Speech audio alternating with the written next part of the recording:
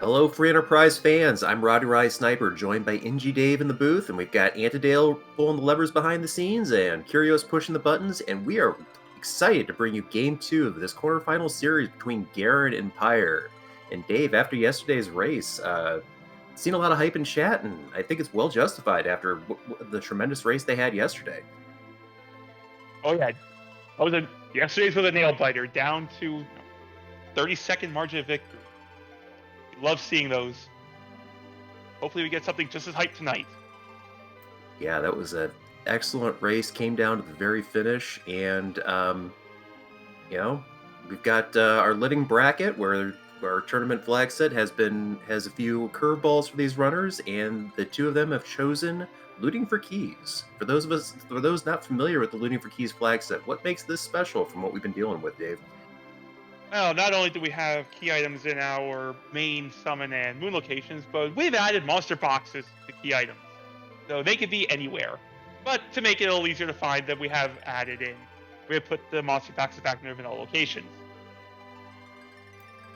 And looking at these objectives, does look like we've got three that are gated by the darkness crystal, as well as two gated by the hook. So can be very interested to see which of those boxes or which of those key item checks has that darkness crystal.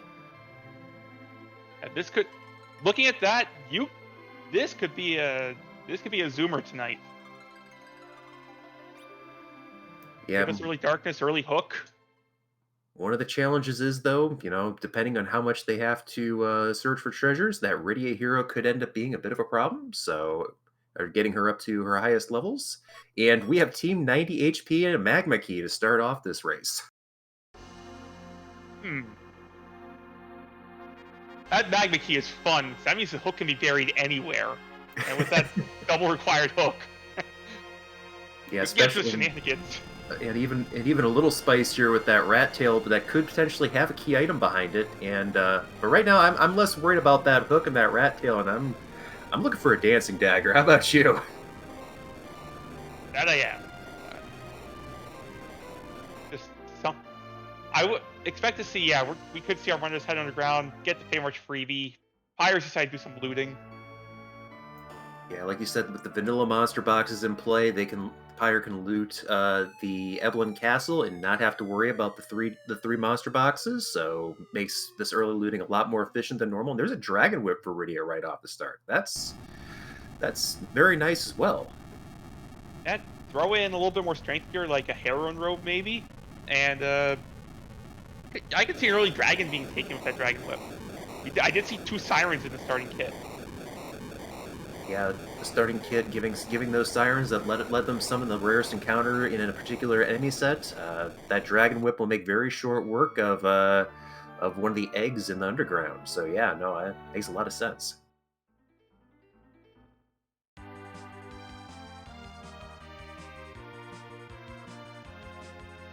Hey, there's that dancing dagger you're talking about.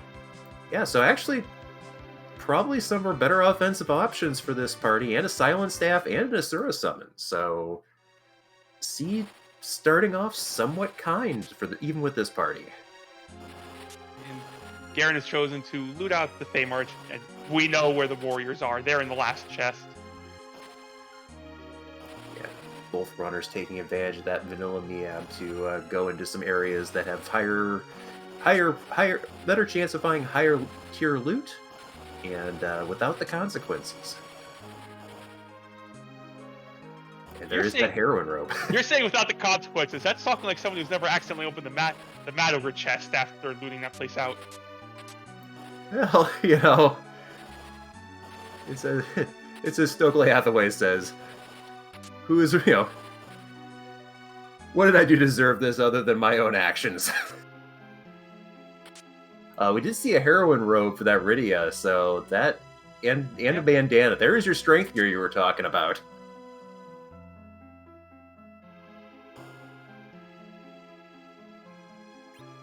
That Rydia's going to do some work if she decides to start swinging. Yeah, and already going up to Mount Hobbs to get the character check and finding a Porum up here, so there is a white mage guarded by Bigan. I do like the Cure 3 pickup from Guerin in the Feymarch item shop.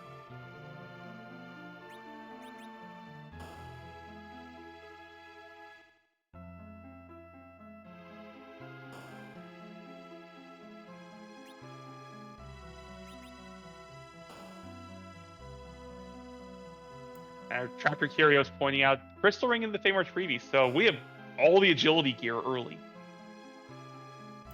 Yeah, that's what, 20 additional agility for Iridia?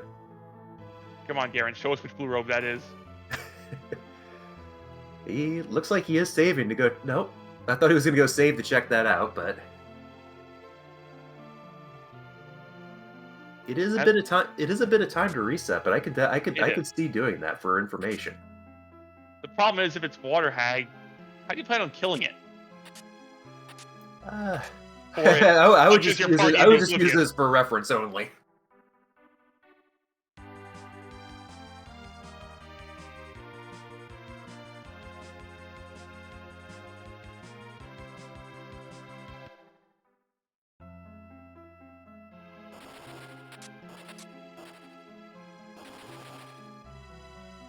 So Pyre getting through that by getting Porum in the party, as Guerin looks to be checking out some of these Sylph Cave chests and setting up the Sheila 1 check in for Bool. Yeah, we know all these chests are safe. Yep, not going too far off the beaten path for anything here, despite the fact this does have some pretty good loot here.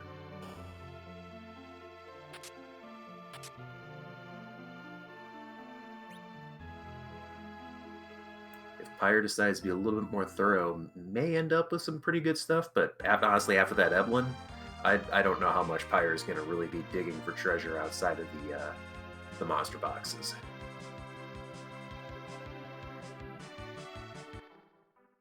I think Pyre's setting up Porum to be an angry child with a bonk stick. You know, that's also a very good use for that heroine robe, and the Silent Staff is very strong physically, and it attacks the mage weakness for the bosses and enemies that have that, so not a bad strategy at all.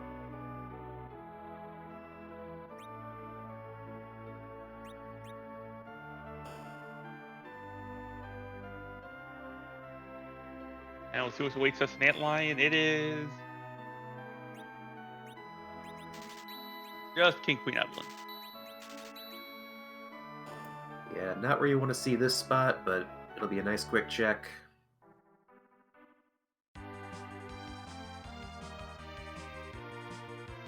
Pyre correctly deciding it's going to be faster just to kill here rather than wait out the script.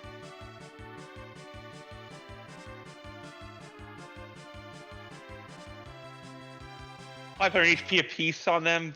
You can tear through that easily with a Dancing Dagger and an Angry Child. Just a Dwarf Axe is the reward, which I think was on the first floor as well, so not necessarily the not the prize they're looking for, but does get a little bit of experience on the party at least to start off with.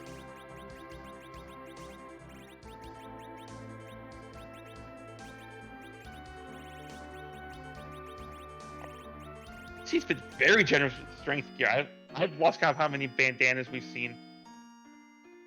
Yeah, I think at least I think I can recall 3, if not more. So yeah, no, definitely. I do like this. Pyre going to check the free summon on Hobbs real quick with that Rydia.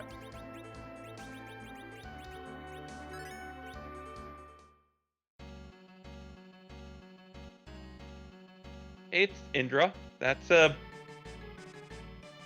summon. Yeah, you're hoping to get something like Sylph or Asura, but you know, it can come in handy in a pinch. I'd sell it for Titan. Titan's like what, 180 power? Yeah, Titan's pretty good too. I don't want to dismiss that one. That is an excellent summon to get early on as well.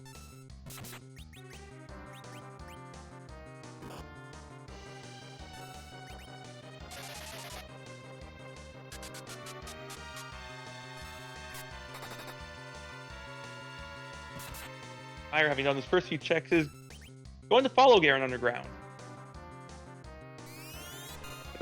Those checks may have been something I like doing with early magma to see if he can spike the pan. I can see that. You know, Antline isn't a difficult spot to fight through, even with the even if you don't have a lot of firepower. So I can see that, you know, get it out of the way, get 3 key item checks. And if you go underground, do all that, then find a pan ant line, and you're feeling real bad. Yeah.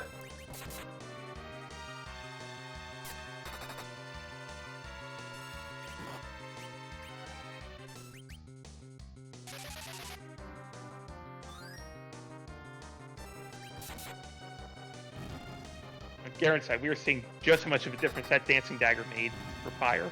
Yeah, I was just thinking about that as well. That you wouldn't think that one item can make that much of a difference early game, but being able to do 300 to 400 damage to some of these early boss spots is a huge help.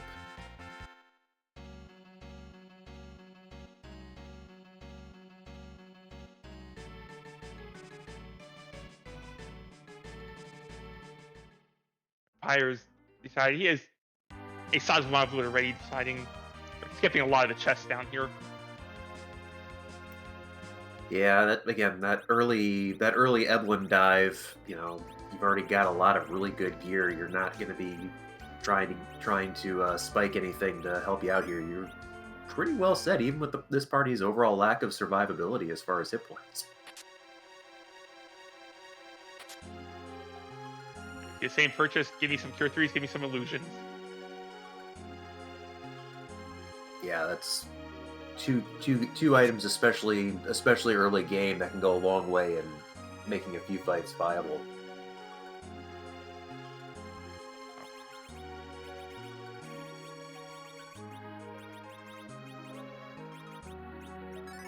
See what Pyre does when he sees this. Martin immediately goes to see what this blue robe is. It is the Alt Gauntlet, so yeah, definitely going to reset out of that.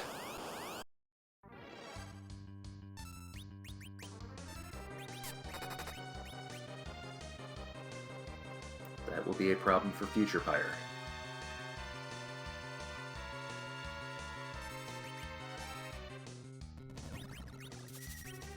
I was doing some math, and I don't believe Orm has the offense to one-shot the Conjurers, not for a while.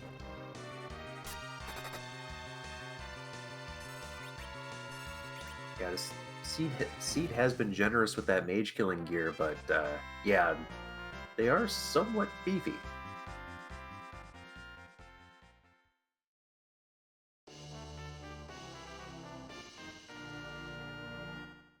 And like you predicted, Dave, Pyre is going to go summon a egg, which will contain a yellow dragon, and use that dragon whip and strength boosting gear to get some early experience on this party.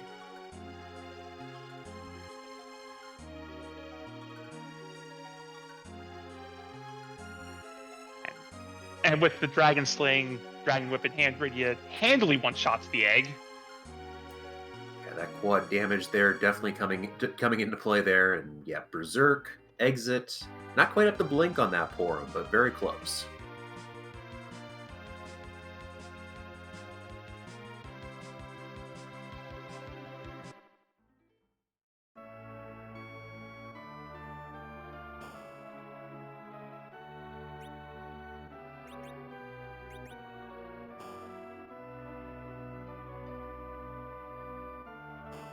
Our Tracking Chariot is pointing out, I saw it too, that dragon whip swing did exactly 1800 damage. Which coincidentally is also how much HP yellow dragons have.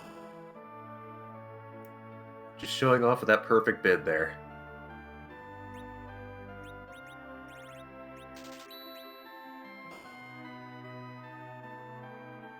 Not putting in any more effort than necessary. I approve.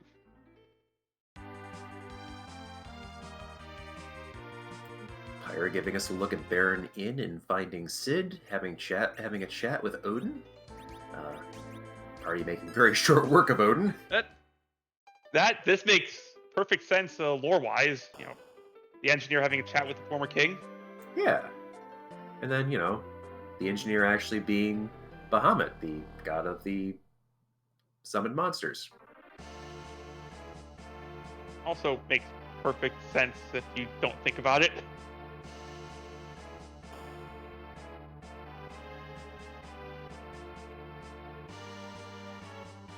this is a very slow spot, and we have a very fast anchor with Rydia having the heroine robe and the dragon whip, and able to get through without any threat of the countdown into the Mega Nuke.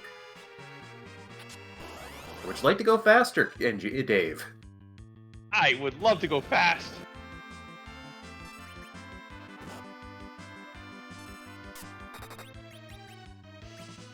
That ninja hat will give you an extra 3 agility on top of everything else, which, yeah.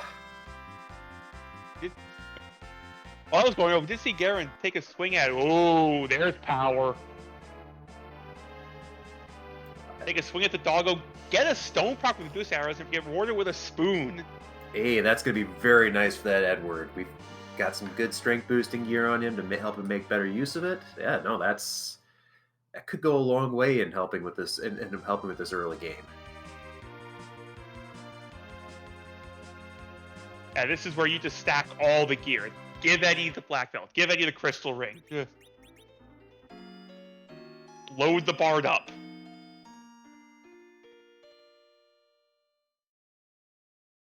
He is now your carry. Yeah, you know, when we saw Edward and Rydia as the starting 2 characters, you know, obviously survivability and offense are your 2 big concerns, but the Seed turned around and said, you know, actually, let's give you all the offense and all the defense you can ask for.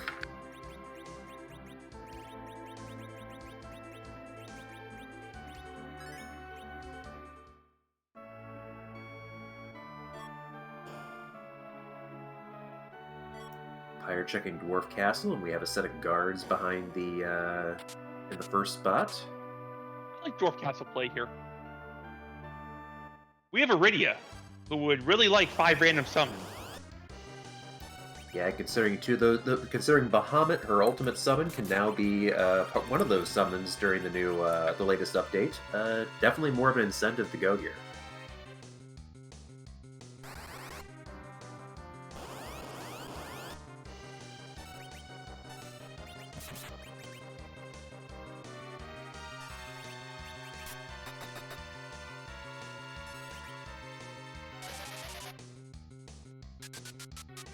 These guards are quite punchy, however, they are also mages.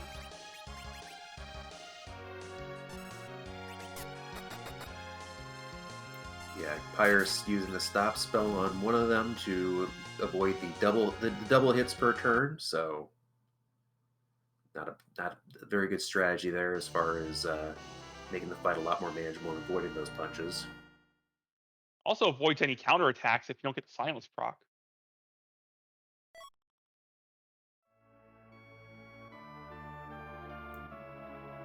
And as Pyre gets through the first fight here in Dwarf Castle, Guerin completes Baron in, gets Sid into the party, and gets that ninja hat. And we'll see what summons does Rydia learn when she grows up today. Will that sparkle let her keep them?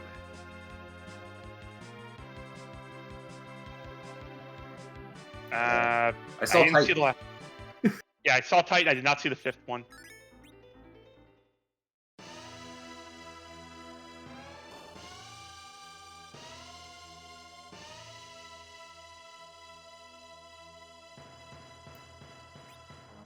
Guerin making his way over to Fabul, gonna do the Fabul defense while he's here, and then check out Sheila 1. Pyre continuing to let Rydia hit things. Yeah, the Lunar Dragons are dragons, so they are susceptible, and ooh. Val is great rude. here. This is rude. I don't think Edward can get to the spin. Yeah, good call by Guerin to reset out of that.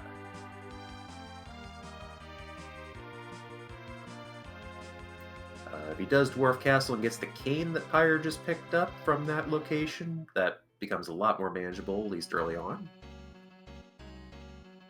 And our eagle-eyed tracker Kyrios pointed out the last summon was Imp. You know, a Rude Wyvern,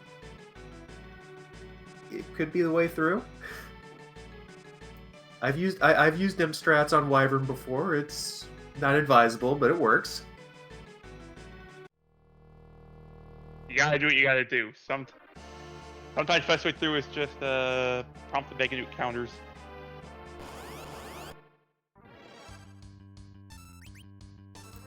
Guerin now going through her deals. Doesn't look like a key item on Sheila 1, so Orphabule defense, so gonna go through ordeals here and take on the other set of guards, Well, the Hypo guards. It was more Valvalis told us to go away from full defense. Did he check Sheila 1 though? I don't think so.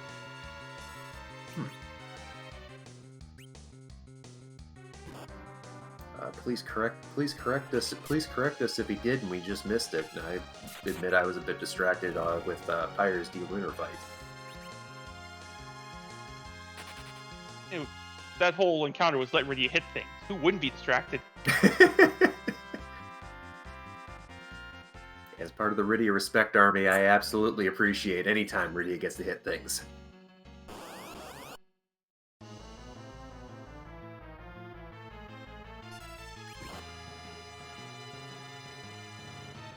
This could be a surprisingly rude back attack if we weren't as armored as we are. Yeah, Dark Imps are free because they don't have the boss bit, but they're kind of free with an asterisk because they do have 3 hits right in a row that can make life miserable for your party.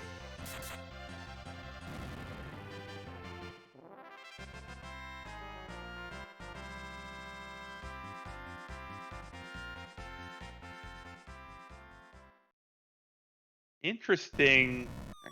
Pyre is up to some shenanigans over here.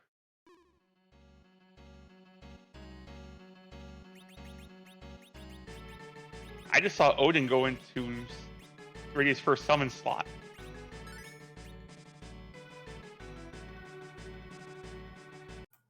Could be looking to get these Sylvan chests early, or some of the other monster boxes here in the underground.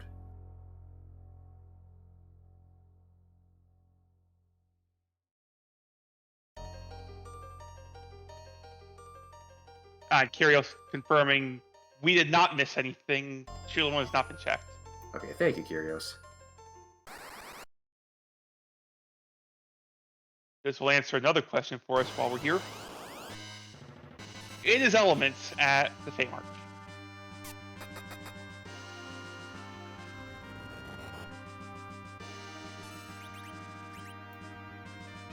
Not sure if that's more or less rude than regular Rubicon at that spot. Also, you have exactly this action before this Rydia is about. Okay.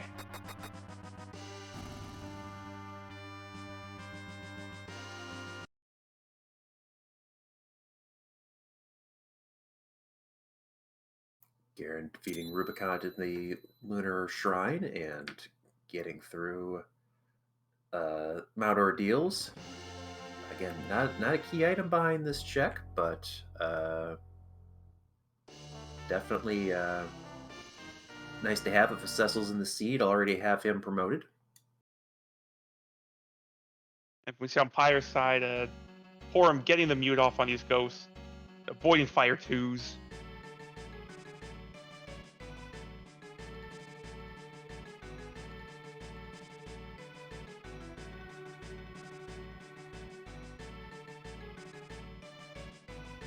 And Rydia showing us that Odin's sword can in fact cut through spectral objects.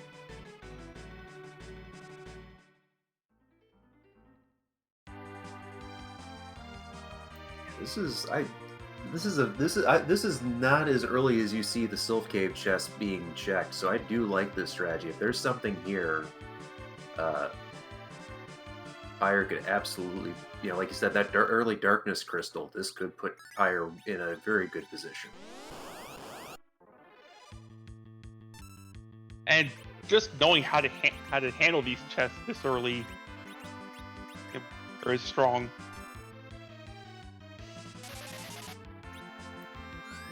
Yeah, there is the risk of Odin is that it's not exactly the most accurate of spells.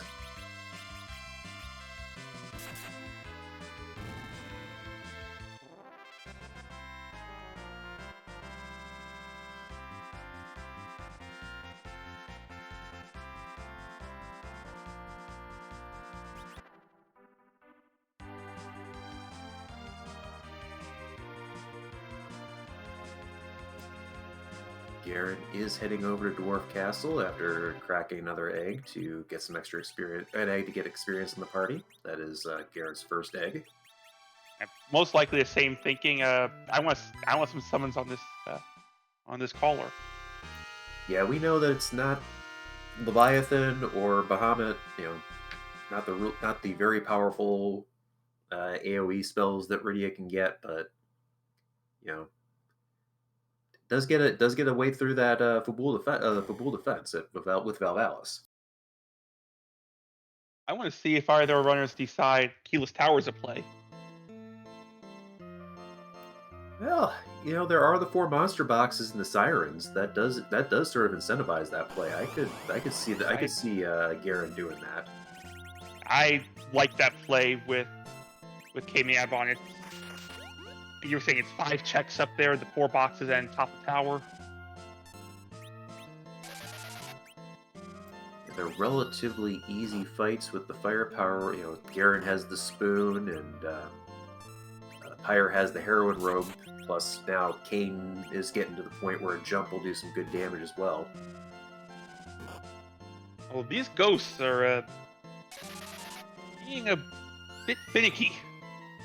Yeah, that is the risk of Pyre's strategy. Odin, not the most reliable instant death spell, but gets through the fight with most of the party up and getting experience, getting the hook for it. Ooh, that is huge. That's another objective gated.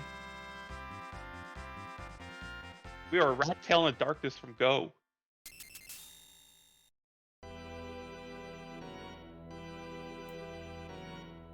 Pyre is going to continue taking on at least these ghost chests here. Doesn't seem to have much incentive to go after the Marlboro or the Centipede chests, which makes sense. Those are a lot harder fights without since you can't just mute them to avoid the initial damage. Exactly. Yeah, Guerin's Edward's about to have a very bad day. Yeah, that's where Pyre's setup was a little bit more advantageous, having the Dragon Whip to take advantage of the Dragon weakness.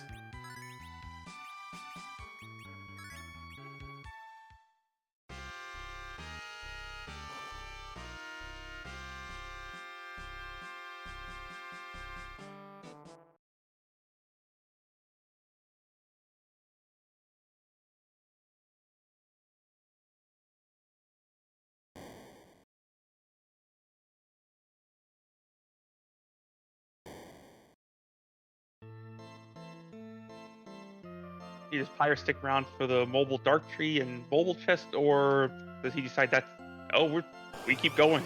Okay, no, makes sense. You don't want to potentially fade a check that has fade that darkness crystal down here. So it makes a lot of sense to just get it done. This is a risky fight though.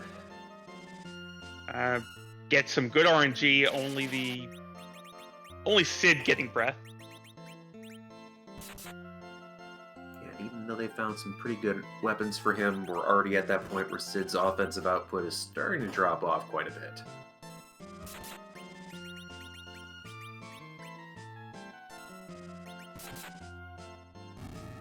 It's Guerin making his way through that Dwarf Castle fight again. Going to be much better shape after Dwarf 1. Yeah, getting rid of the first guard and then using Toad to render the second guard completely ineffective, so yeah.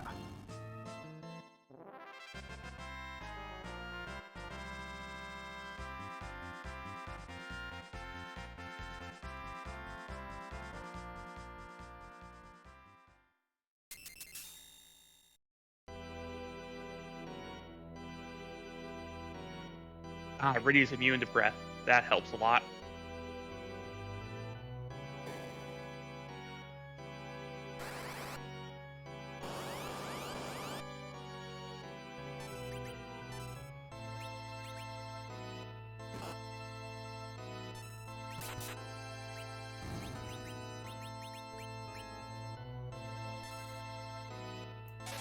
Guerin getting that first Lunar Dragon down with a single hit out of Edward now, so we'll be in the fire counter phase, where that new Lunar will do damage, fractional damage, but Edward again cleaning up nicely after being berserked, and Guerin is through Dwarf Castle.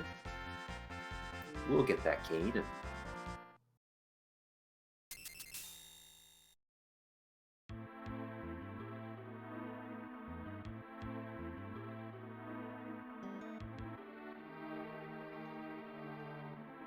Are we Pyre lining up or sorry? Oh, Titan. Okay.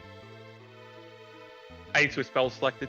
Fortunately, Rydia, I don't believe can take serious damage from these trees. This has good defense, and the dark trees are mages. I did not know that. So a Silent Staff swing will do some work against them.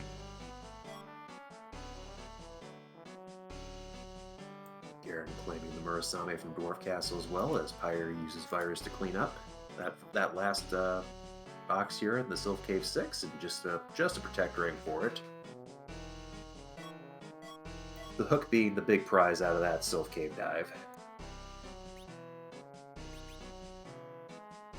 Yeah, the hook and a couple 2-3 levels out of that. Looks like Pyre is going to head back here and get the Toad Lady chest.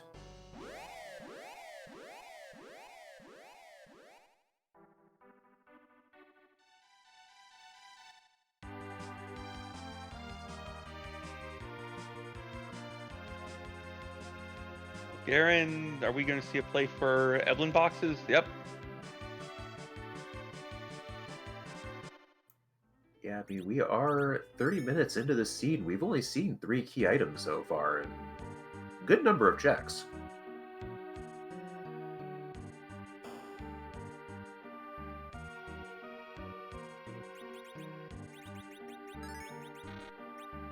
So the good thing about the Toad Lady chest is it can't kill you.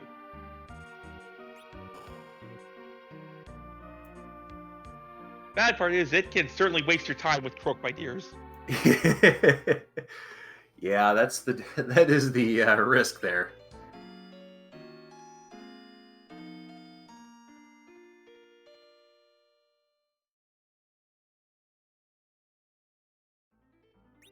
Well, the Toads were kind enough to remove the Toad curse from that cane that got hit with the breath attack earlier.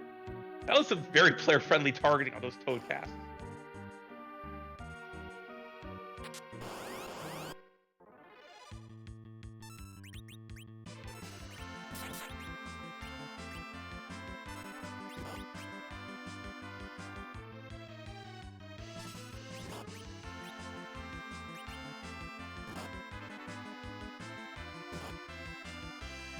And I would confirm the only reward, or the only key item reward out of the Sylph boxes is the hook, which, and 1.5 objectives, we can't complain.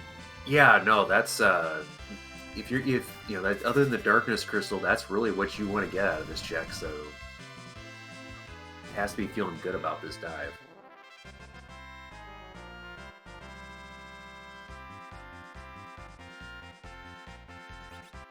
And there's the Darkness just hanging out in Evelyn.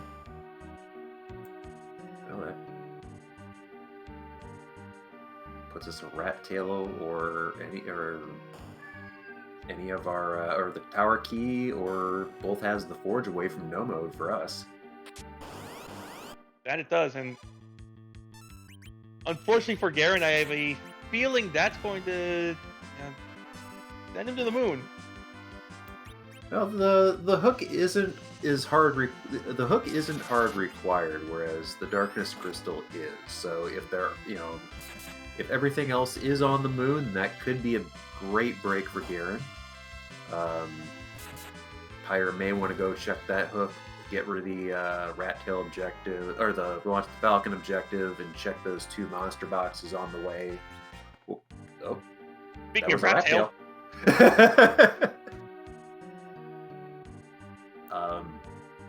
Okay, so that is potentially very bad news for Guerin. Yeah, because we know at some point Pyre's going to end up in Evelyn. As well, it's kind of required. Yeah, I do think that hook does point Pyre in that direction of Cave Evelyn and the hook route. So yeah, getting to be in go mode potentially very soon. And a researcher Mansfield saying that is very likely the next stop. I would be inclined to agree. Yeah, no, I would be of a similar mindset. I would be looking at that going, I have to do it. It's an objective. I'm incentivized because there's the 2 monster boxes, and I haven't done the Evelyn monster checks. There's an Avenger for that cane. The rich get richer. Oh, Evelyn Castle, 3 key items in there. Yeah, that pigtail could be something, we already saw the Avenger for Pyre on the Sheila 1 check, so not really a whole lot that this party would want other than that maybe the Dragoon Lance. Maybe. Oh, a nice white shirt. Hey, that's really good. That is very solid defense, so nothing to turn your nose up at.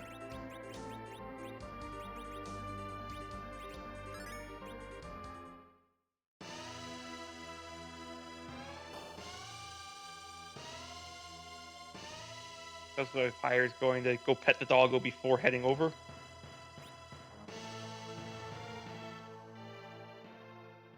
Yeah, going to get that spoon if he does go up to check the flame dog check. Guerin is back for vengeance on Valvalis. Yeah, a little bit more experience and a cane in the back, a cane to use jump to get her out of the tornado spin should make this much better meeting with Valvalis.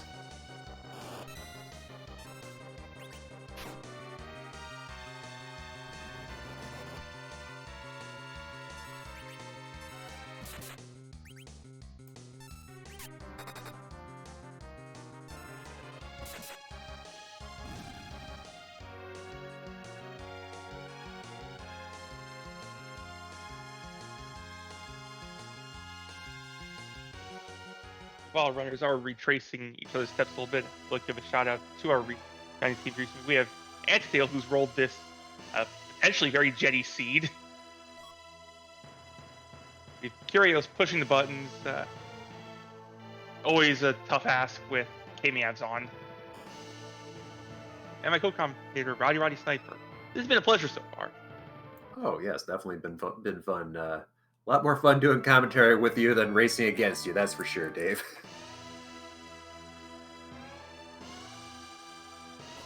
Usually because I know I'm going to walk away with the loss in that one.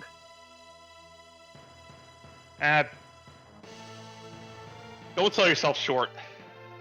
You're a very good racer if you're on your own.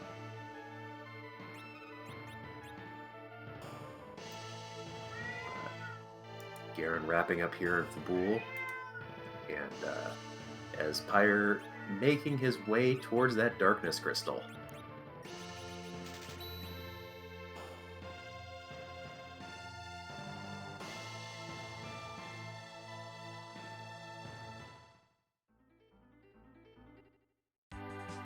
So, I do hear we have a third co-commentator tonight. Yes, I guess Felicia is asking the question. What would you do? What is, other than panic? What is going through your mind when you see that darkness crystal when you're Pyre? Oh no! I could have had this 25 minutes ago. See, I don't know. I would probably be a little bit overconfident because he's done that Sylph Cave check that most runners are going to put off because it is they're very difficult monster boxes to work their way through. So he's got to be feeling like he might be I would be thinking I'm ahead at this point in time, even with the fact that I could have done this 25 minutes ago, but I was very successful in my other checks. It is still just that thought that creeps up in the back of your mind. If it was at a location an easy accessible from start location.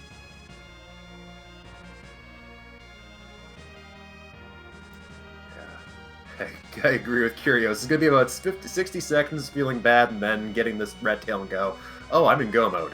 And that's a whole new different And feeling now, of that. and now it's panic. Yeah, we got Edward. They saw Star Veils, right?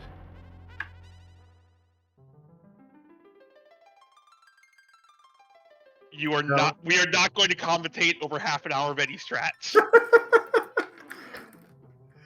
You know, sometimes you gotta do what you gotta do.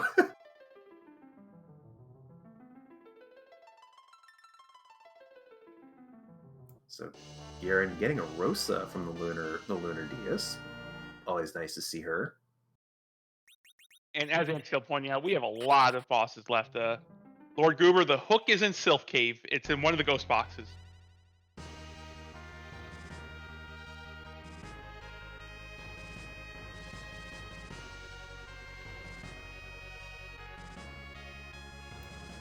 Guerin going and checking the hairdryer chest here in the lunar path. Nice check to do early. You've got the firepower to get through it, and there's a good amount of experience here as well. I like this check when you hit the moon first. It's weighted because it's the only chest in its area. It's effectively weighted the same as a K main check. Like this box here is guaranteed to at least be in the pool for that have a key item. Pyre doing a K main check, and turning in that rat tail, and only getting a Gungnir spear for it. So something to sell for some more Cure 3s later potentially.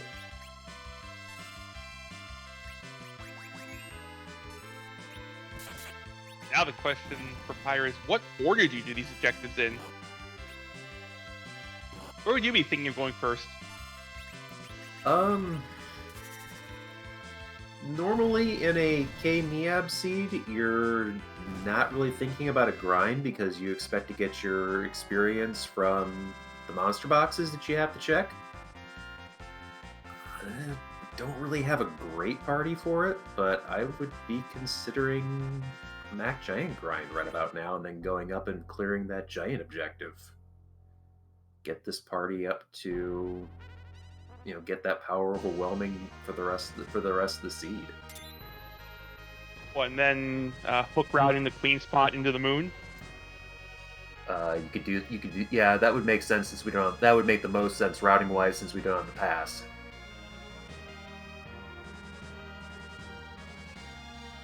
So yeah, if I were thinking clearly, that would be the way to go.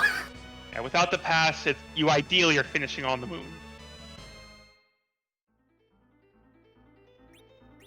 So Pyre does look like he's doing the RNG manipulation to get that encounter he's looking for.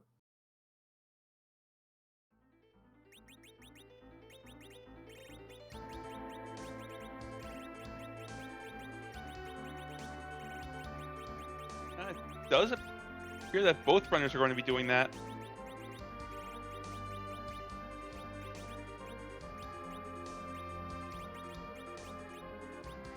Like Guerin is also setting up for some Mac Gs.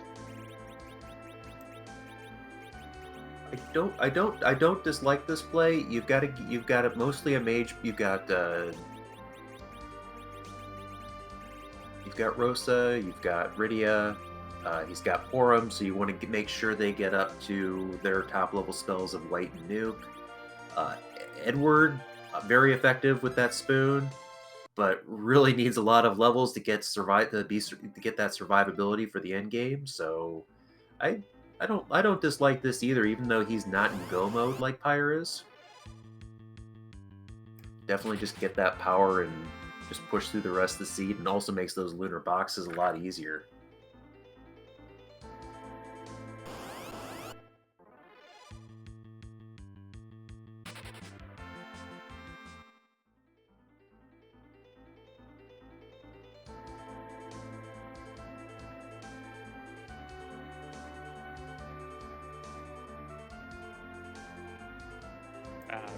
Something went wrong with Pyre's manip. That's not the grind fight. Yeah, so the step manipulation requires, counting the number of steps before you get an encounter, and the community has put together an extremely helpful table to let you know when your fight is where you want it to be. Yeah, usually you see runners anymore going to around Baron. That's And that's an encounter table that's similar to that of the Giant, and Pyre doing it outside of Mysidia. and Ansdale and Curious both point out it may have been because Pyre's around the city and there's a different encounter rate when you get too far to the east. Yeah, I think Pyre may have realized that. You see him sticking a lot more towards that western peninsula now.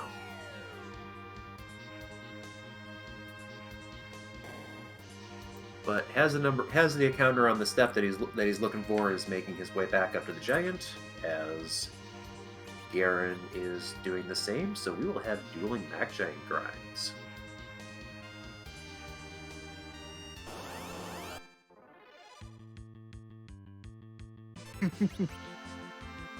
I agree completely, Curious. Even I can count to one on a bad day.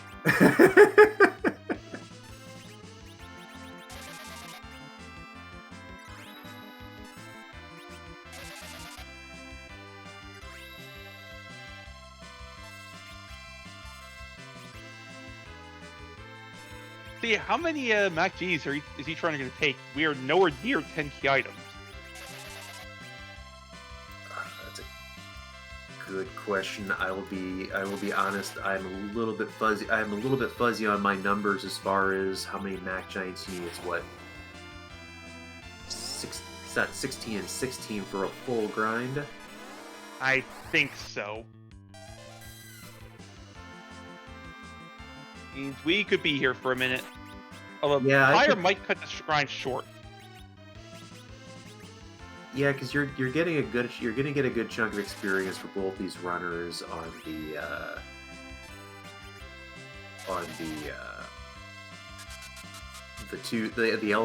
element spot and the CPU spot here in the Giant. So there is a little bit to be a little bit more experience to be had, but honestly, you kind of want Nuke and White for those spots too. And Curious and our track Curious think the same thing I am here. You have a spoon, you have an Avenger.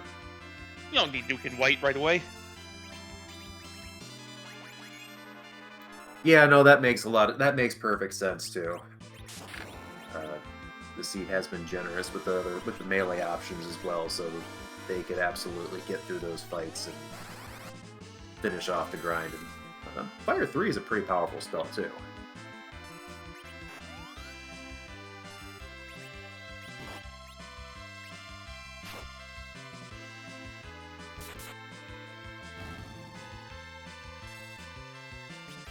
With all the strength that we found, the Poison Axis Spoon, both runners are just carving through these Giants.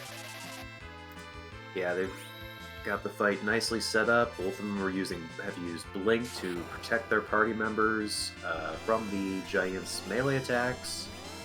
Like you said, they're taking advantage of the weaknesses that the Giant has to Giant killing and as a Giant and a machine. So, yeah, very efficient fight for both these runners so far.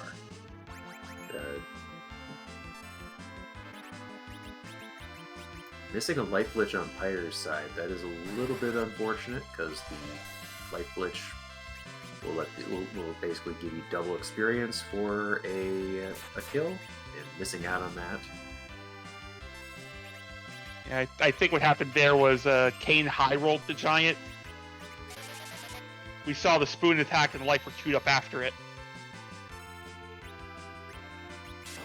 Yeah, which Pyre is going to want to be a little careful on. He's been using the Thor Rages to get the damage on the Searcher to cause it to summon the Mac Giants, but you don't want to cut your grind too short by accidentally killing the Searcher. It's fine. Searcher has like 5,000 HP.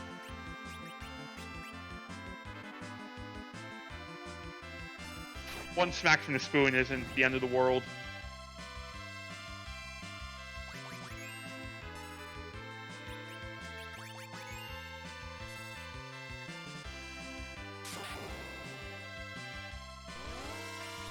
Oh, nice. Does look like Pyre making up for that missed life glitch by getting getting a double on that one there. Very nice.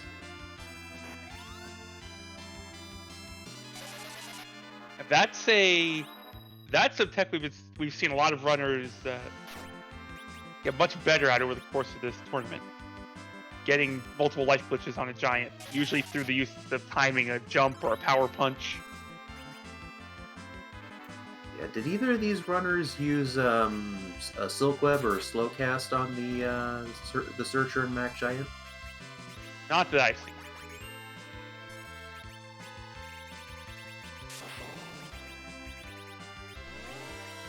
You see Pyre using Stop as well to stop the Giant and get a little bit of breathing room.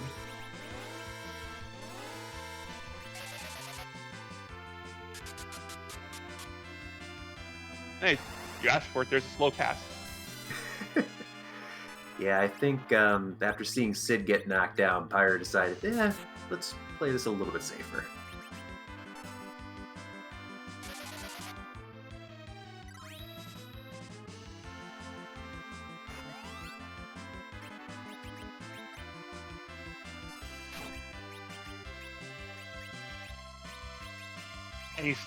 And that's the problem with setting up a double with Poison Axe Kane. Poison Axes aren't known for their accuracy. No, even with the accuracy boost at that center slot, where both runners have wisely put Kane to help make it a little bit better. But yeah, that's what, 60 base accuracy plus the 20% accuracy. 60, 65, somewhere in there. Pirates decided that's enough. Yeah, not to get Cure 4 on Porum. That is definitely a nice stopping point there. And then Quake on Riddy as well.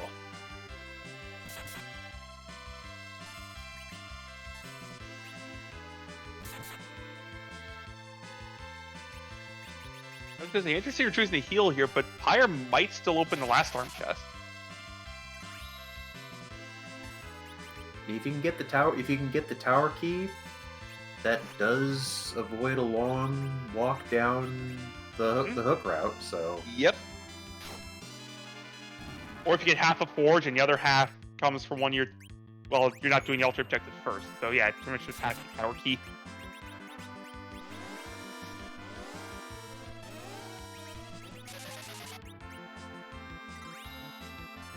It's not that difficult of a fight, so especially after a Mac Giant grind, so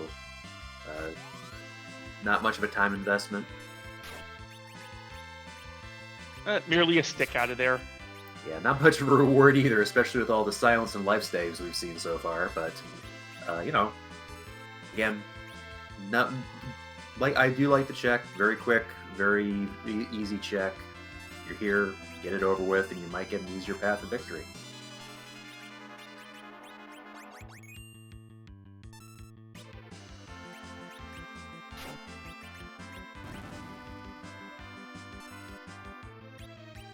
That was an Asura at the element spot, and Pyre resetting out to get that Avenger off of Kane so he can get set up. I do like that call. I think it's a mix of wanting to get set up and not wanting to prompt, well, all the counters.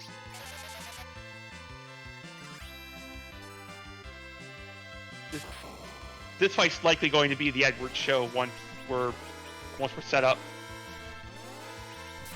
Good chance that we're going to be doing the most damage. We've seen silent staves that can attack the mage weaknesses that Asura has, but we really haven't seen much else as far as not too much for our main melee attackers.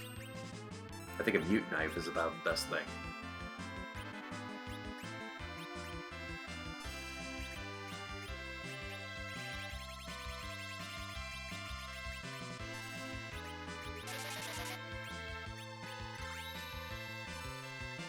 Looks like Guerin's also finished with the grind. I saw the Avenger go on Kane.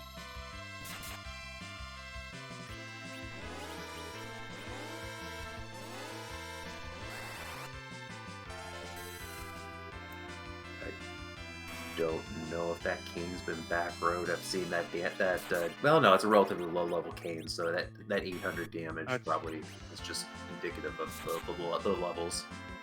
And the damage variance is we are still swinging a poison axe. Ah, yes. Yeah, I realized that. I forgot about that until I saw the 5,000. So hey, bonus giant.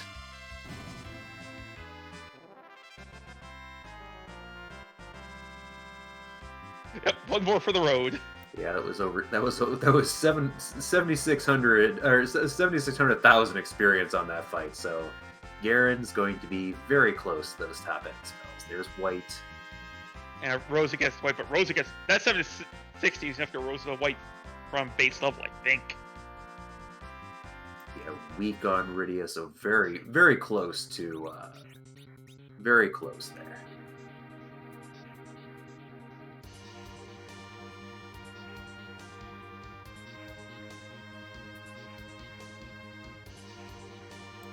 Tracker Curios pointing out that Guerin got 250,000 more experience at the expense of 4 minutes and 15 seconds.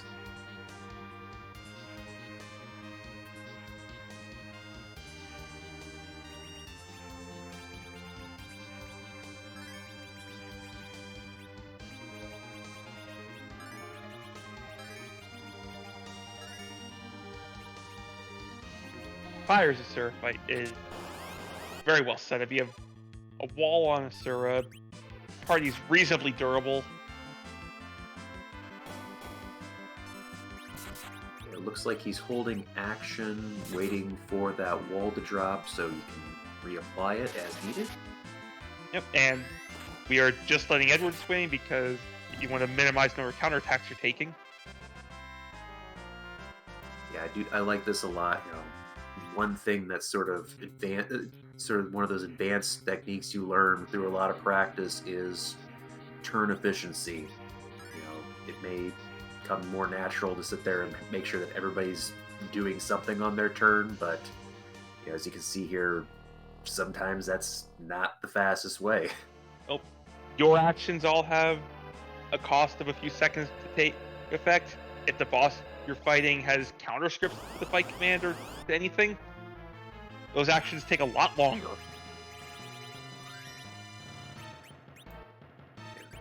Plus, that Asura still is hitting for a not insignificant amount of damage, so you know, limiting those counters does make it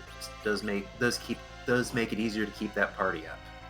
Rydia, she's going to get experience as the heroes automatically. One thing we didn't get a chance to discuss earlier, so if she's down, that's okay.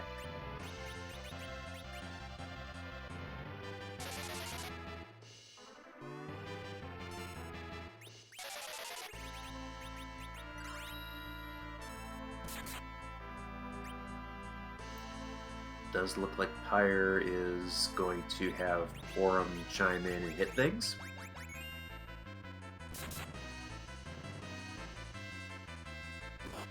Again, I do like this. You know, talk about turn efficiency. Porum doing over 1,000 damage per hit with that silent staff. Definitely going to chip in on this. What, 63,000 hit points here at this spot?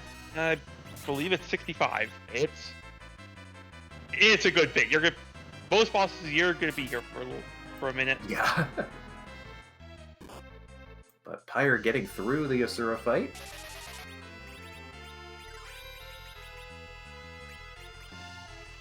But we'll not light the objective just yet because we've got one more fight here coming up at the CPU spot. What could be rude here? There's always the classic glance burn. I was saying, you still got I think we still have the gruesome twosome outstanding as far as Golbez and Wyvern. We haven't seen Ogopogo either.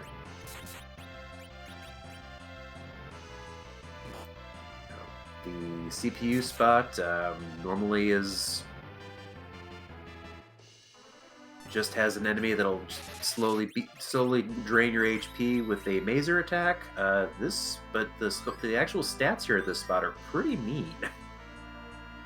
Especially that agility. Speaking of things that can be mean, these elementals are going to tickle. Yeah.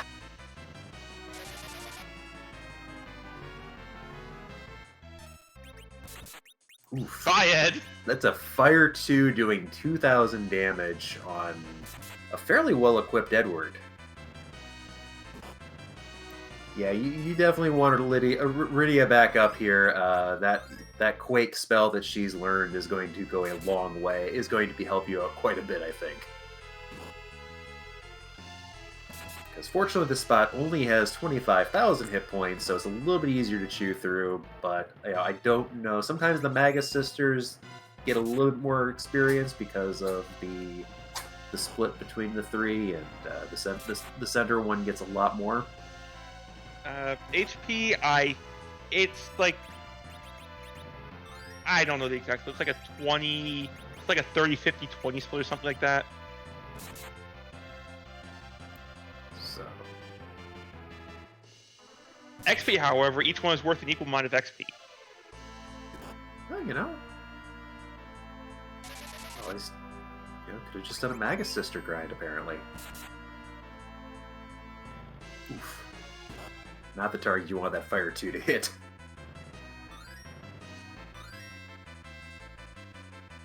No, and you want Kane focus firing the front sister. That's where the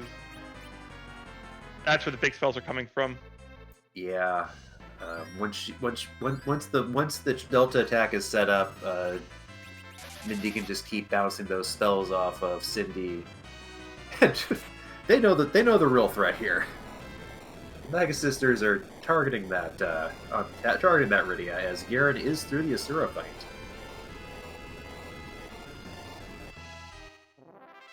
After that, Rydia's like, I'm gonna just take a nap here. Yeah.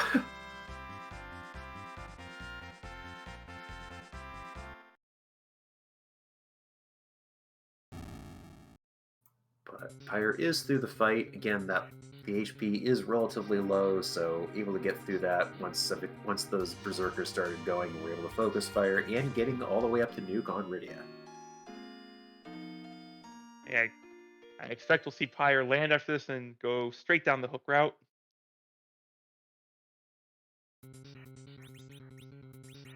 As we were discussing earlier, no pass, so you want to end on the moon if possible. Yep. And after beating up a bunch of mages, we get a mage that we're not going to let into our party.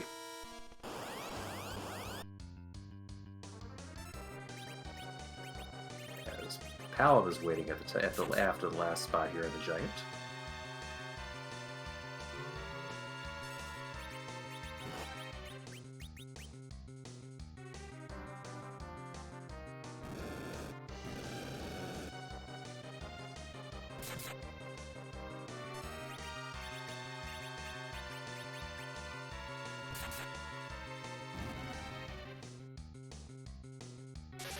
So on Guerin's side, Edward gets taken down by a Fire 2. Yeah, gonna be missing out on that melee damage, but should be able to get through this. Thankfully, Porum may have had a Protect Ring or a Diamond Ring or something on to resist lightning. Yeah, we've seen a few Protect Rings in this scene, so your white mage casters are usually pretty good holders for that Protect Ring, because any bit of survivability you can get on them, the happier you are. And Pyre going to take out the Queen of the Feymarch check first. Okay, this is also key item check. I'm good with this. But Guerin getting through that Maga Sisters fight. Gonna get his first objective on the board. And now it really kind of becomes a question for Guerin of where he goes next. Does he push the moon? There are two objectives up there that draw him up there, or does he hear the hook calling to him from the bottom of the Sylph Cave? This doesn't feel like a Sylph play. I would be inclined to agree. I would just be beelining for the moon at this point. I'm in complete agreement with you there. With what Guerin knows, this feels like a moon Or this feels like a Moon play.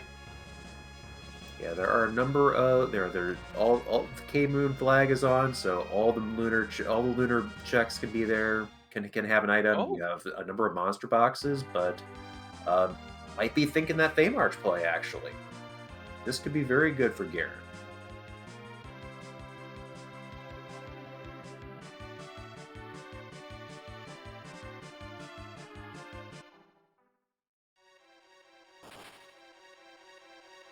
on Pyre's side, the Avenger Kane is just making short work of of everything in this gauntlet.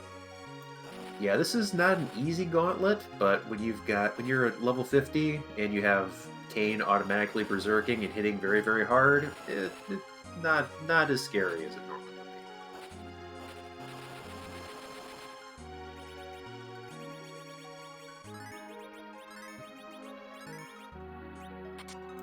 be. Yeah, our researcher Antilo pointing out, there is the Warrior's chest down here as well, so in which Guerin is heading right for, so gonna get one extra key item out of here, or potential key item check. And we might see the elements at King taken. Yeah, definitely. I could definitely see that as well. You're here, you've got the ability to take it out.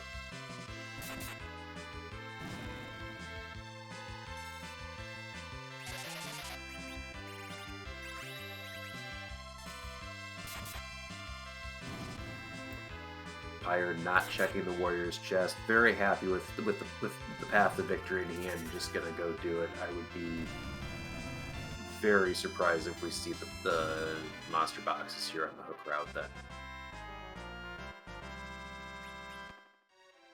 The hook was in one of the ghost boxes in the bottom of the Sylph Cave. For the question in chat.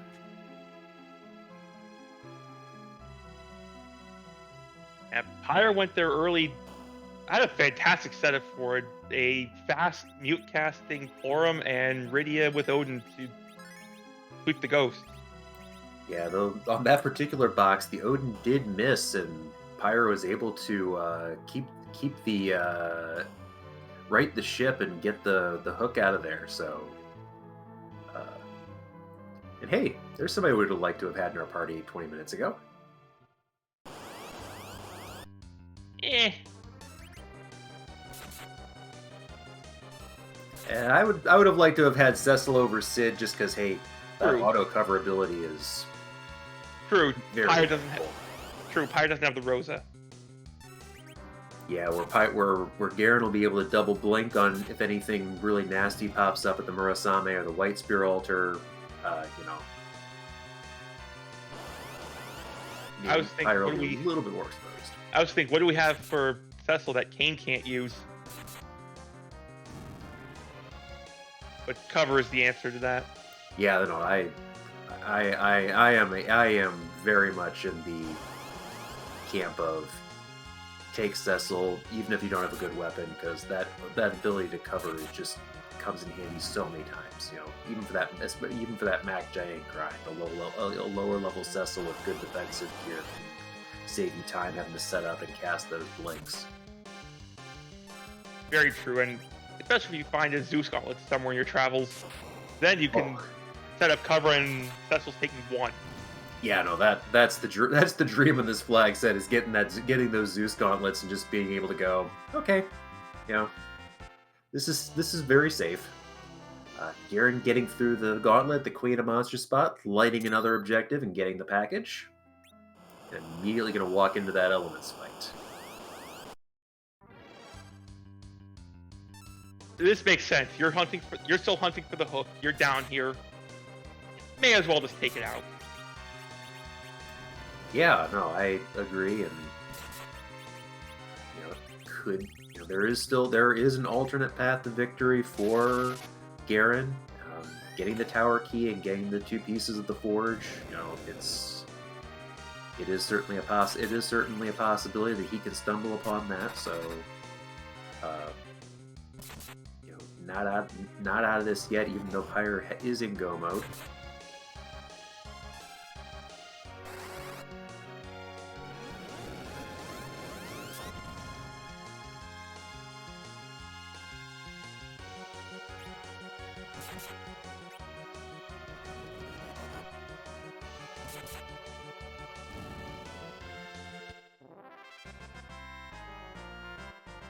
So we saw the Water Hag at the King and Queen spot here on the hook route, and uh, the Mylon and Friends at the Rubicon spot, as Guerin getting just the Assassin's Dagger from that King of the Elements fight at the King of the Feymar spot.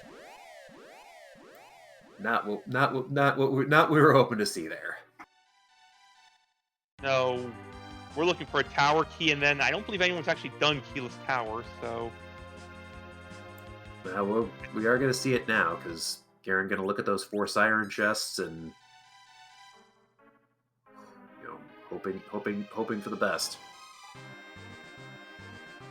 Guerin's looking for tower key, and both has a forge out of this tower.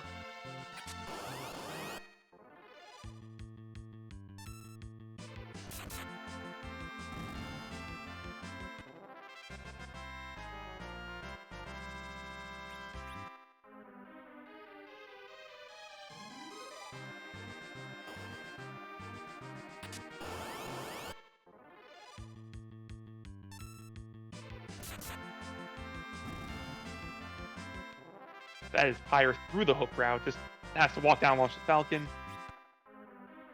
Hey, we found the pass. Yeah. That is a huge time save. Avoids that walk down the lunar subterranean. Always nice to have, but again, not what Guerin needs right about now, because he is absolutely on the clock as Pyre is making very short work of these remaining checks.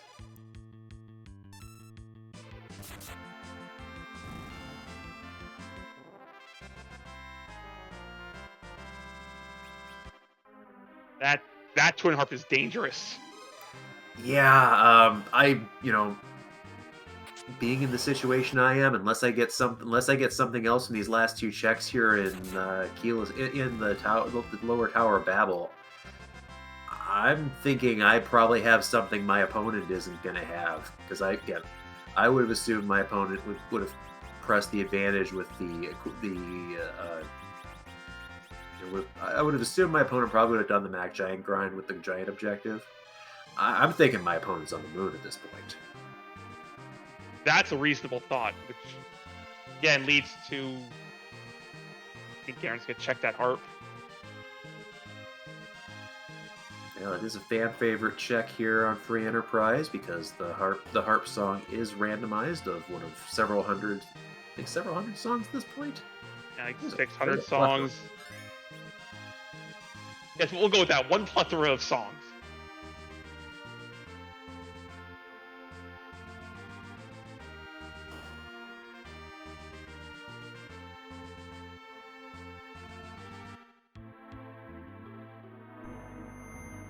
So we do see a lunar sparkle up here, and Guerin getting the news that there is a Mylon on that hook route of some sort, because I don't think we've seen Mylon Z. I don't remember seeing it.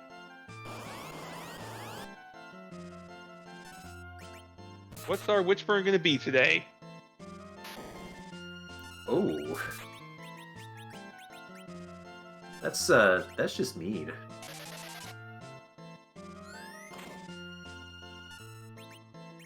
Wyvern has decided Kate is no longer allowed to move.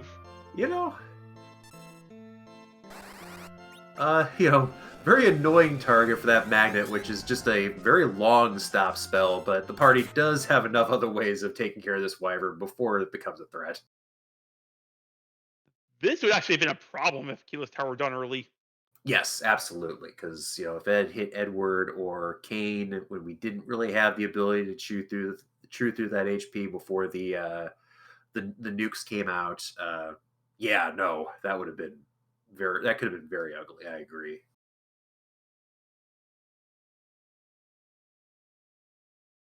Fiery saying there's as many songs to pull as Xenocat as hours spent playing Xenogears. I don't think there's that many songs.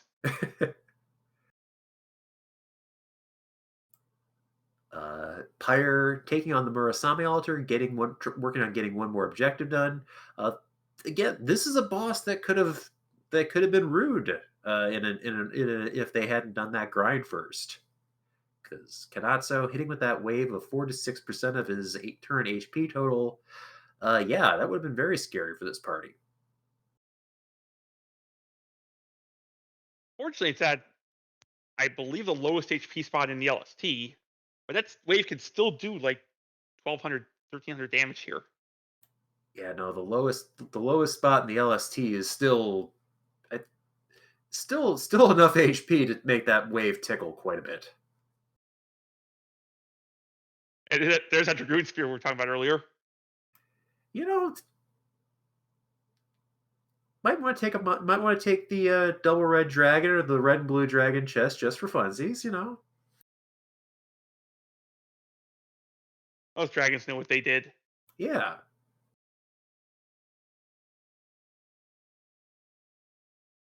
No. Jokes aside, Pyre laser focused. Not checking any, not needing to check another box. Has plenty of offensive equipment, plenty of defensive equipment. I don't think there's a single piece of equipment other than the aforementioned Zeus gauntlets that would even elicit a positive reaction out of Pyre at this point.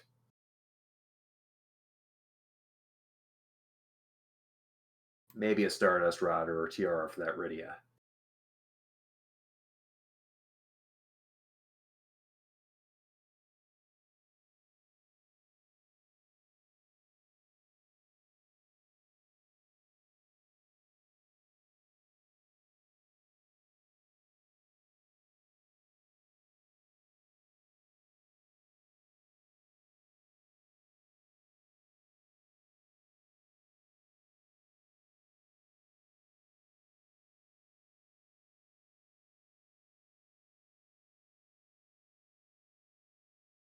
So Pyre in excellent position. Like you talked about earlier, not having that pass that Guerin found in one of the the alert chests in the lower Babel. So finishing up here in the moon, gonna take this white spear altar and make probably very short order of it.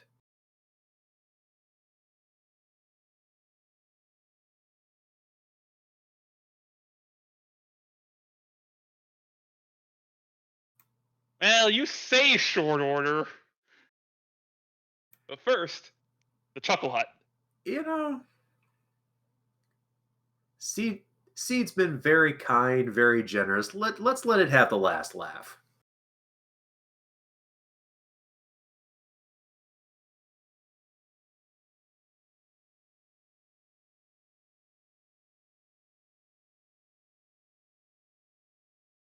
Yeah, Golbez will go through this opening script where he will taunt the party and paralyze it, and then go after it with the Shadow Dragon.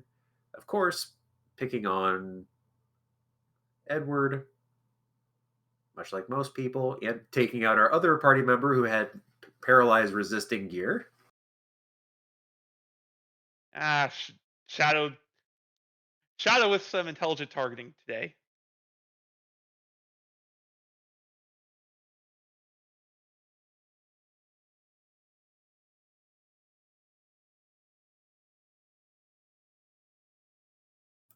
But not exactly a terrifying amount of magic attack power here at this spot.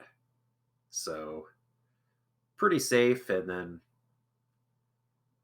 getting the veil up on Rydia just to make sure, and Sid bonking with the Earth Hammer, which is fire. It does deal fire damage, which is extra effective on Golbez. Yep, Golbez weak to fire and holy. Yeah, that's why they say no capes. Those things catch on fire. They get stuck on things. They're very dangerous. Yep, pulled into air or pulled into turbines. And you've got it. And he's on airships all the time. He's living life on the edge. That is, I wouldn't want to wear that kind of cape with those airplane blades, those airship blades around. Well, I wouldn't wear that cape because there's no way I could pull that off and make it look good.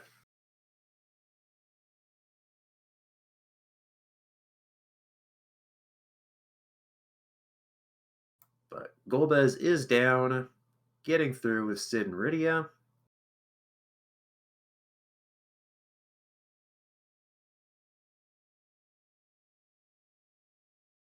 getting a Luca key that will be a nice memento for the future. And maybe we can use it in the next seed. Yeah, that's how that's how Like those elixirs I have in my inventory work, right? exactly, it's there for the next seed.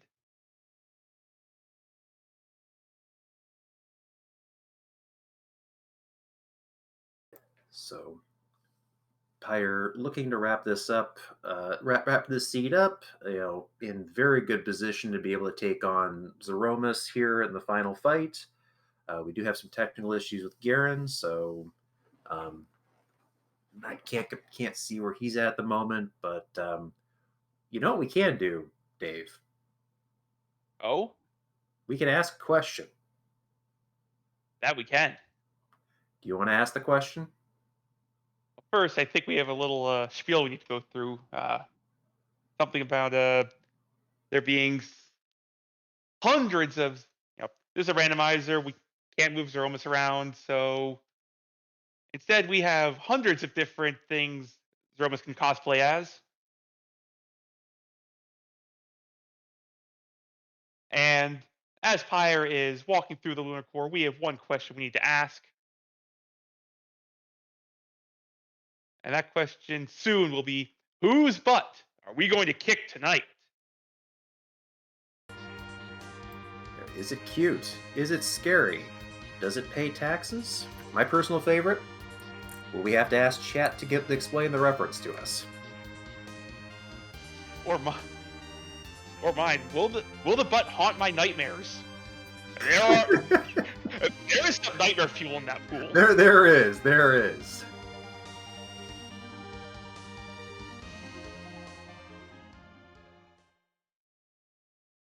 But yeah, all those custom Z sprites, community creations, another wonderful contribution, much like the harp songs that they've put together. Definitely one of the things that I really do enjoy about this randomizer.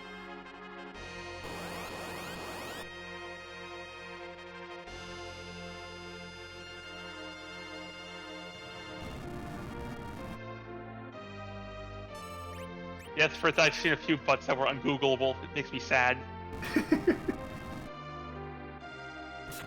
Pyre does have that crystal queued up on Porum. We'll throw the crystal and go and see the true form.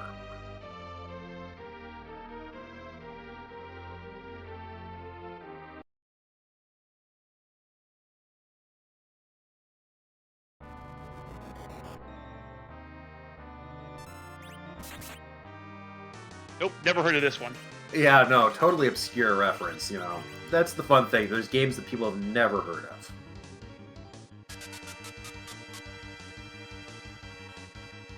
Is this from might be from Battletoads, I think. It's looking a little froggy. You could say that, and you could say that Bowser is the final boss of Battletoads, and I'd believe you because I don't think I've never seen the end of that game. I usually pull out of the console and throw it out the window after the speeder level.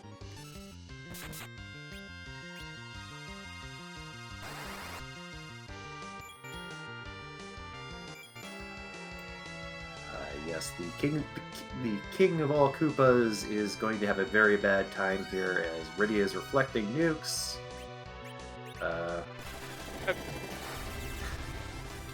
Ruby Starfall, that is 100% completely correct. This is in fact a character from a racing game. This is true. You're technically correct. The best time to correct.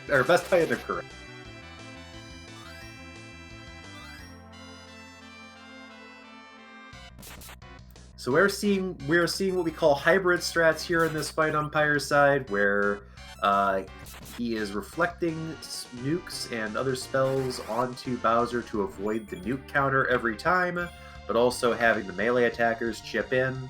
On pure reflect strats, you can avoid the refill that Zeromus will do to kind of cheat and double his health bar. So a little bit longer than pure reflect strats, but with only two mage casters, this makes a lot of sense. Yeah, and Rydia and Form aren't exactly rocking full mage gear, so pure reflect would have most likely seen at least second Big Bang.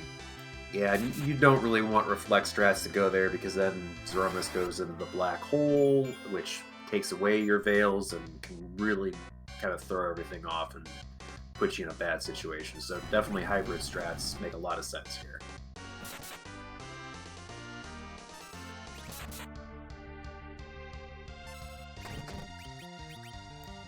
Question in chat: if the Dark Queen from Battletoads is in free enterprise, well, you'll have to play.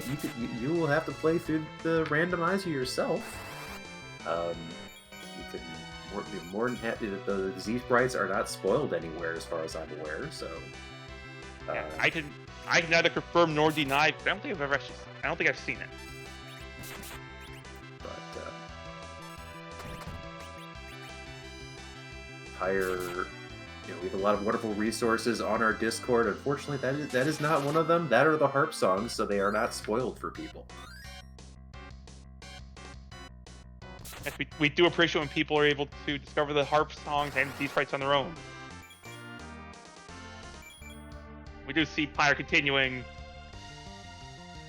Eddie and Kane zerking away. Foreman Radia contributing with a magical bombardment. Nuke setting for a pretty good game. Being Sid. That is GG's for Pyre.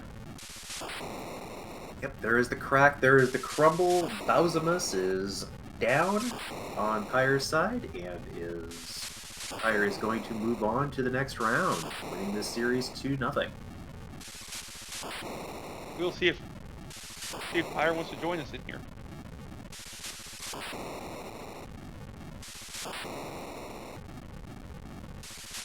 That thing in my ears, we are joined by Pyre. GG's Pyre, and welcome to the round of 4. Yes, GG. GG's, thank you. So, I gotta ask, what had to be the play of the seed for you? That Sylph dive. Oh. Yeah, I think so. Could have gone a little faster if I just used Titan right off the bat instead of trying to be cute with Odin. But yeah, I think that put me into go as fast as you can to as many checks as you can mode to try to find that last thing that you needed, or the darkness specifically. I think it was. Yeah, what prompted you to make that dive? Was it just all the agility gear? No, yeah, well, the agility gear plus plenty of defenses, and Rydia had something to help sweep stuff up with, so, and with the heroin robe and the crystal ring, I didn't have to worry about the breath at all, the bad breath, so it was pretty relatively safe dive, plus with the heroin robe, I could get the mute off guaranteed on the flame things. Makes sense. How are you feeling when you just walked into Evelyn and found Darkness Crystal immediately? I wasn't quite sure, because if someone went and got that darkness right away, they may have went up and tried to run through the moon. And if the Legend Sword, Adamant, or Tower Key wasn't on the moon, that would have been good. But if they ran in there right away and then ran straight into Sylph, then I would probably be in trouble. Turns out the Tower Key was on the moon, and it was in the double carry chest, I think it was. The one right by this, the save room at the bottom of the moon. Okay, yeah, the one at the bottom, that's the second Warlock carry chest. I think that's the 3-in-1 chest, or is that the 2-in-2 chest? I don't remember which chest. It was Warlock carry chest. Yep, one of the two. It's the one at the bottom. So yeah, that was there, and then Legend was in Luca, so you had to go up to White Spear anyway, and I wasn't sure. I didn't see catch where Adamant was, so I think my routing was pretty good. A little slow in a couple spots. The Giant was a little bit of a pain, but not too terrible.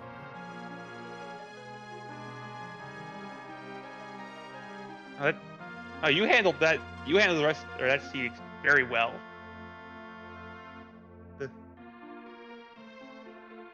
Okay. So what happened to Guerin? Or where did he cut out at? Right after taking a keyless tower fight, Wyvern's magnet was so strong it affected the stream. I guess so. It looks like me and him swapped spots in this race compared to last time, because last time he went to Sylph and I went to Tower. Was that the previous race sort of play any sort of role in you taking, did that come into mind of, well, he's gonna try to do Sylph, because he's got similar gear and a similar setup to me, or was this just looking at the gear exclusively and not trying to metagame? It's mostly looking at this gear exclusively because I try not to metagame because then I get myself in real trouble by doing stuff that I'm not prepared or ready to do. I just thought it was the best play with what I had with all the checks right next to each other. And from the OMG tournament, Sylph had a lot of stuff a lot of the time, so kind of biased to it.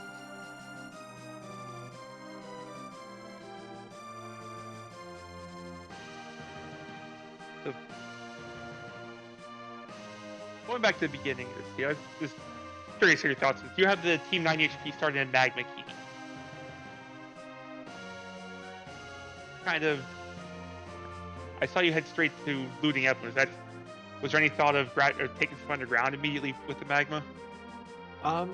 No, with the monsters in the box in their vanilla locations, I knew I'd get something to help get at least the Hobbs and Antlion check done, because you could just run straight up to Antlion, grab Hobbs.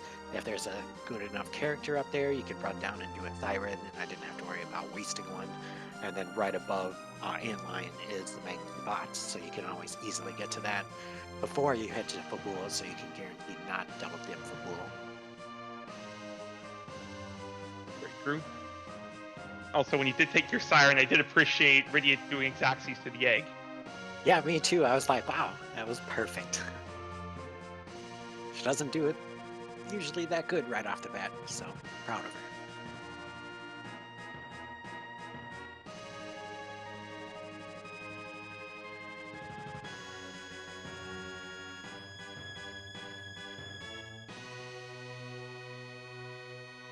I remember you got the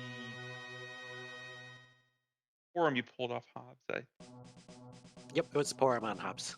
So, with especially since I already had a heroine and a dragon whip, I was just trying to run around and see if I could grab snatch one other character before doing a siren, but no joy, and just decided to go with one, and it seemed to work out. As long as you can get some levels going, especially when you have an Eddie with a dancing dagger, and your main damage is either a Rydia with the dragon whip, or silent staff, or a Porum with the silent staff with a heroine robe. So levels were key for that. I mentioned earlier, you're off to the semifinals after this. Your opponent is going to be the winner of Rybon and Pankraz. Do you have any special planning you're looking for them? Any any flag modifications you're hoping to hit? Probably if I play Pankraz, I'll probably stay away from Lose Your Sirens if it's an option, because I don't know the options yet.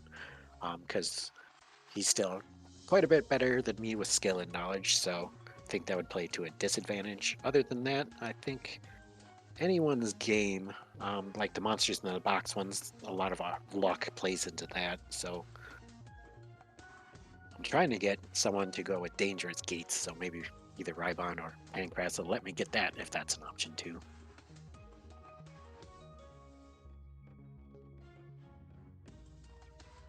I think we saw that pick once last week when it came up.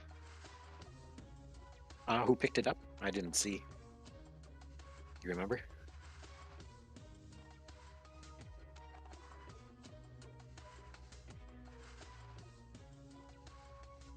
Off the top of my head, no. I just Looks Joe like and that- Rybon did. Yeah, Judge Joe and Rybon. Oh, nice. That seems right up their alley, so not surprised.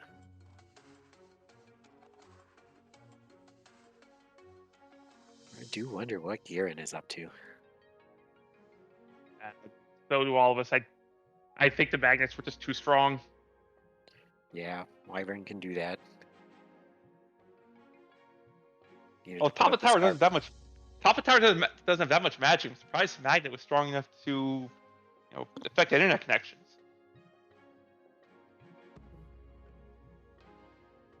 Maybe Wyvern was bored or something. It's like, oh, I'm done with you. I'm gonna go back to sleep.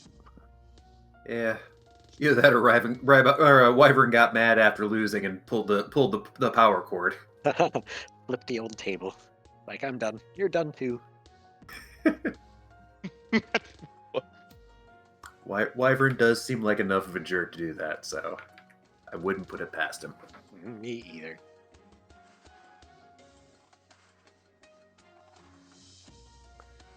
Oh.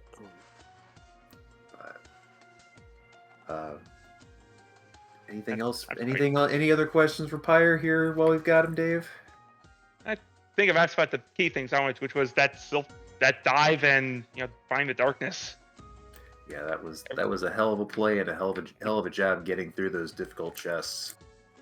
You have anything else you want to mention about the Seed Pyre? No, I just want to congratulate Pyre again on advancing to the next round and running a tremendous race. Thank you. I tried my best. All right, thanks for having me on, and thanks for doing all the commentary and all of the work so we can just play and have fun. Thanks for being restreamed. We wouldn't have a show without you. All right, have a good night, all. GG, thank you. All right, bye.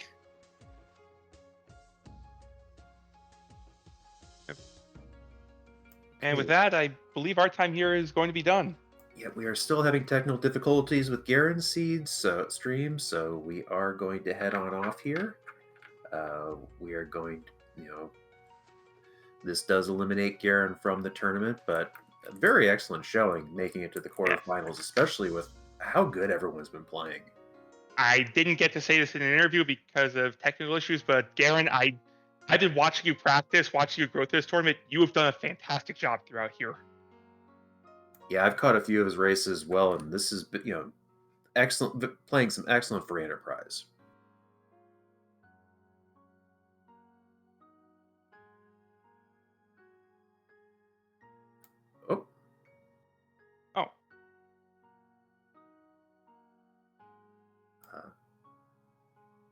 So hold that thought. Okay. Well, are we? So we do some races tomorrow coming up. We have the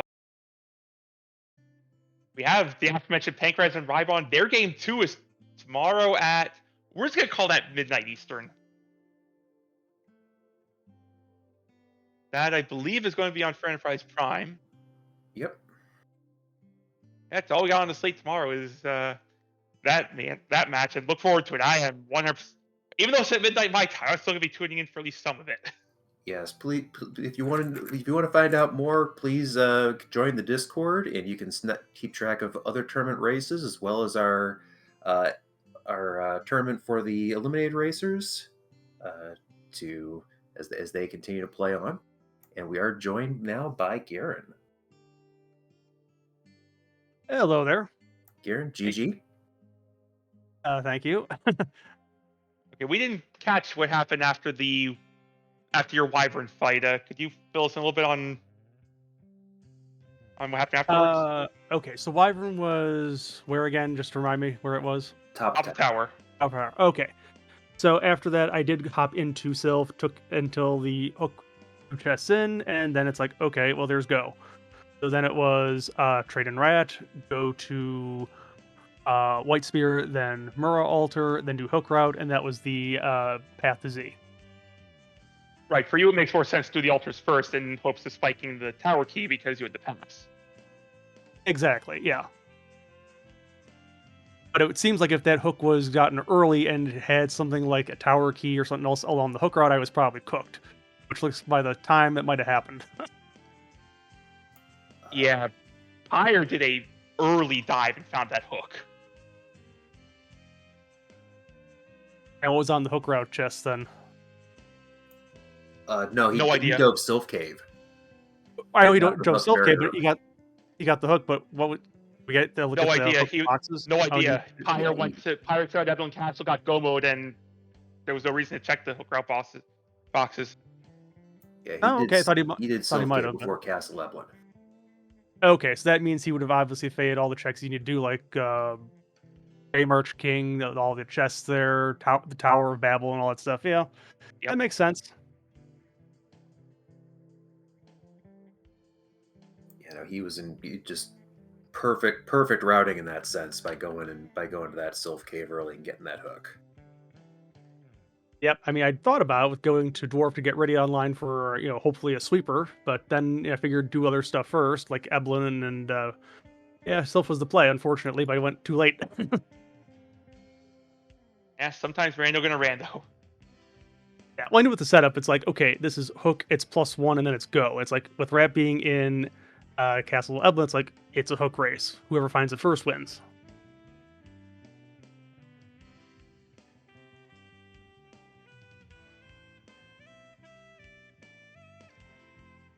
The fact that I did see early on, you took your team 9 HP, went underground, decided to loot there. Well, Yep. is that normal when you get starting magma? Yeah, but especially with that kind of a party, it's like you need some sort of power to get them online. I figured, well, underground is probably going to be pretty close to par with Castle Eblin, so I just go there and see what we find.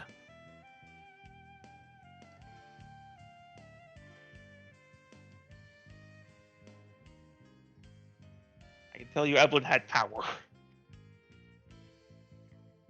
Yes, it did. Although, anything in particular? I was thinking about the boxes, but what was there gear wise? Heroin robe, Yeah, dragon that make whip, a difference. dancing dagger. Yeah, a lot of good online stuff there. Well, that fits. I had the heroine last race. He had the heroine this race. I didn't mind the spoon word being online so soon. That was kind of nice. Yeah, that gave you some very that gave you your some of your early power to really make a push at the early going. We did appreciate the getting the stone proc on that dog. Yeah, that was kind of fun.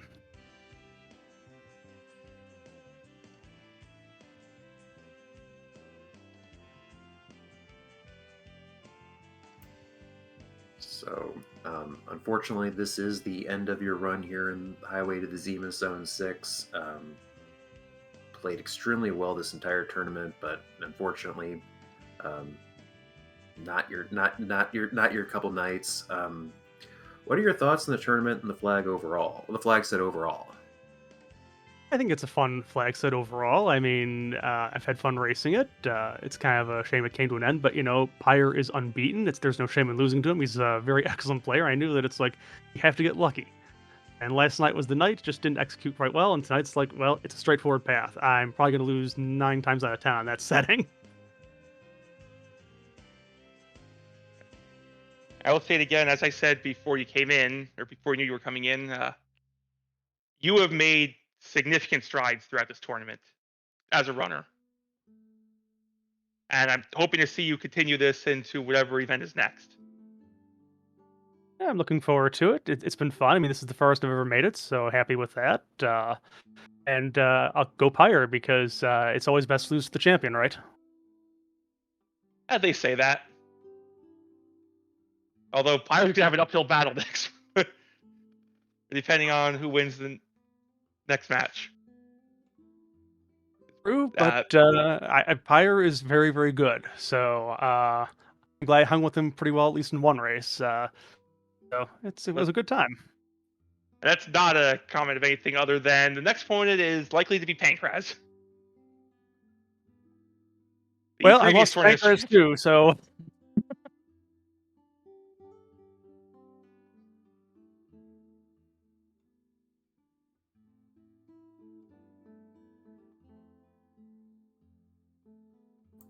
So, I've got no other questions on my end, Guerin. But again, excellent tournament.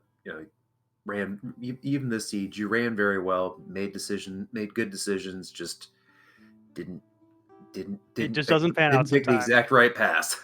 Yeah. Hey, at least I didn't dive the moon. That would probably have taken us a very, very long time if I had done that. Yeah. I didn't. There were no serious misplays that I saw. No, just guessed wrong. The only one I was kind of annoyed with was 15 HP D Lunar failing at killing it automatically. It's like, come on, Eddie, why did you low roll right there? Because the bard.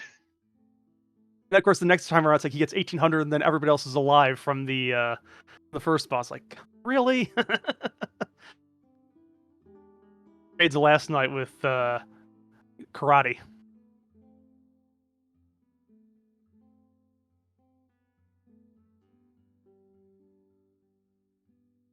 All right. Well, So, yes, thank you, Guerin, for Guerin for coming in and doing the interview. And again, GG, heck of a race, heck of a series.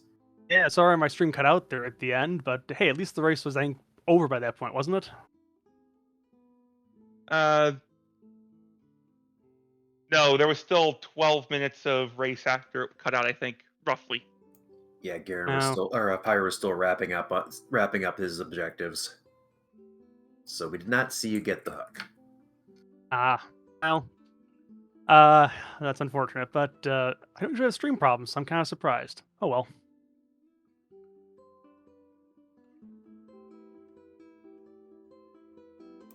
But unless All right.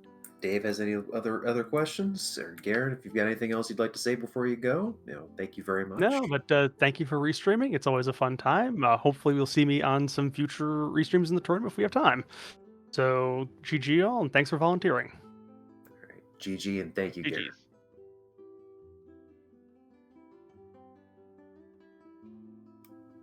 Well, And with that, we will be heading out. Where are we going tonight?